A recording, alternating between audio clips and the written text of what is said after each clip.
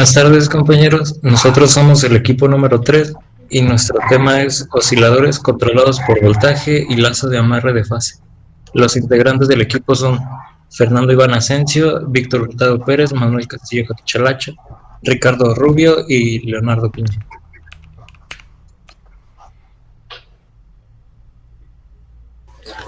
Los osciladores son una parte importante en circuitos integrados.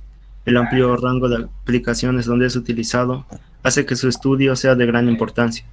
En sistemas de radiofrecuencia de comunicaciones, los osciladores forman un bloque funcional fundamental. Los osciladores controlados por voltaje son comúnmente utilizados en circuitos como phase locked loops, clock data recovery y sintetizadores de frecuencia, entre muchos otros.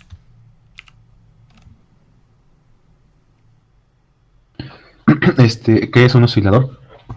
Básicamente, un oscilador es un sistema capaz de crear perturbaciones o cambios periódicos, ya sea en un medio material, como bien puede ser el sonido, o en un campo electromagnético, como pueden ser las ondas de radio, un microondas, infrarrojo, luz visible, entre algunos otros. ¿Qué hace un oscilador controlado por voltaje? Los osciladores controlados por voltaje son el bloque principal para todos los sistemas de comunicación analógica.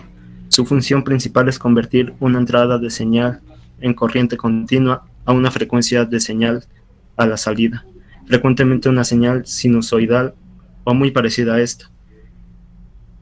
El oscilador controlado por voltaje es un oscilador que varía su frecuencia de salida en función de un voltaje de entrada. Lo que se espera es tener una onda de salida en proporción a algún parámetro de voltaje de control. Tenemos dos tipos de osciladores. En este caso, el primero es el oscilador armónico. Una de sus principales características es que este está sometido a una fuerza recuperadora que tiende a devolverlo al punto de equilibrio estable, con una intensidad proporcional a la separación respecto de dicho punto. Después tenemos lo que es el oscilador de relajación. Este oscilador es no lineal, obtenido por el aumento continuo de algún tipo de restricción. Cuando la tensión se vuelve demasiado fuerte, se descarga y parte de la energía se disipa. La tensión aumenta de nuevo y el ciclo se repite. Ruido en osciladores. Una de las más importantes especificaciones para la señal del oscilador es pureza espectral. En cada aplicación existe un límite sobre el ruido permitido a cierta frecuencia de offset. Un oscilador puede producir una amplia variedad de formas de onda dependiente de su configuración y diseño. Y como podemos ver, aquí hay dos imágenes de ejemplo de esto. En la primera imagen son dos figuras de representaciones de señales puras. En la primera figurita podemos ver una señal sinusoidal pura en el espectro de Fourier y en la segunda de enfasores. En la segunda imagen podemos ver cómo están las señales contaminadas, en este caso pues por el ruido.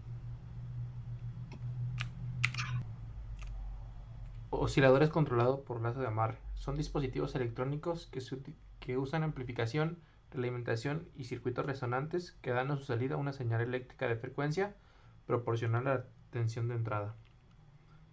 Y aquí tenemos como un diagrama de cómo se va pasando la señal a través de los filtros para armar el oscilador.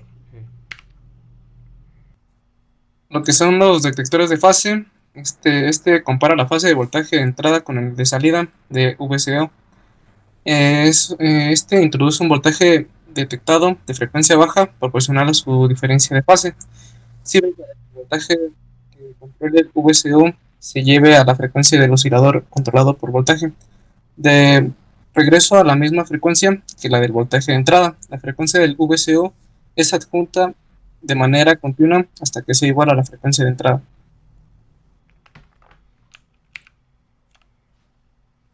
Y bueno, pues esto es todo por nuestra parte.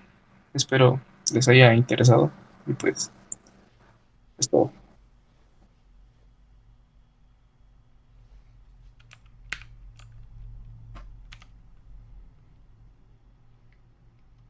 como que no hay suscribirse